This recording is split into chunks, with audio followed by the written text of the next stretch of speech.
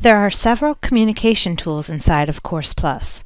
The communication drop-down menu is how students can access these tools, including the first one highlighted here, the course roster. The course roster shows the names of the students enrolled in the course and even the total number of students in the course. If a student is getting ready to graduate, an icon appears next to that student's name.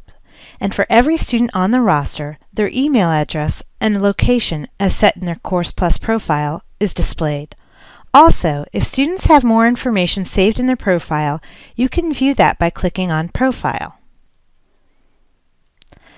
The Class Email tool is the next communication tool we'll review. Instead of using Outlook or another email client where you'd have to copy and paste the addresses from CoursePlus, you can actually send emails from CoursePlus itself.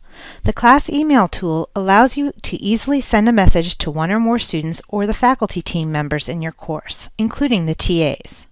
You can select addresses from the course directory by filtering it to students that have been placed into course groups, which we're going to see later, only students, or only faculty and staff. You can check the box at the top of the list to see all the names that are filtered. The checked names, or filtered subset, go into the To field for your message. Your options unique to the Class Email tool include Display on the Class Email Archive page and Send a copy to me. The Archive option is selected by default when an email is sent to everyone or students.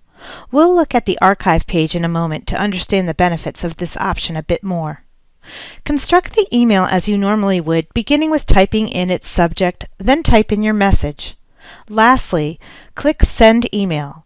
When you do that, if you've kept that box to display on the Class Email Archive page, you will have an archive of that email similar to sent items in an external email client directly inside CoursePlus. For archived messages sent to students, the communications will be available both in the current and subsequent offerings of the course.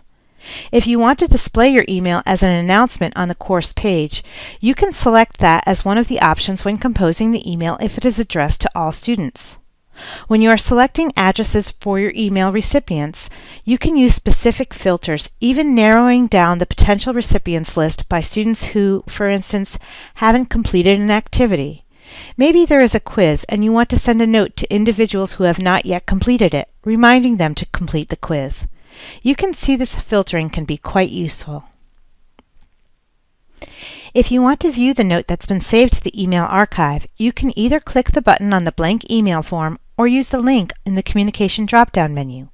Faculty and TAs have the option to include all educational team communications. Students are not going to be able to see this, but you can view the archive from any offering for which this course has been run. This is helpful for faculty who aren't positive if or when a TA might have sent something. Similarly, the TA might be wondering if the faculty communicated directly with the student. I mentioned how an email might also be posted as an announcement on the course page, but there are plenty of times you may just want an announcement to appear without having to send an email. To do this, go back to the Communication drop-down menu and select Announcements.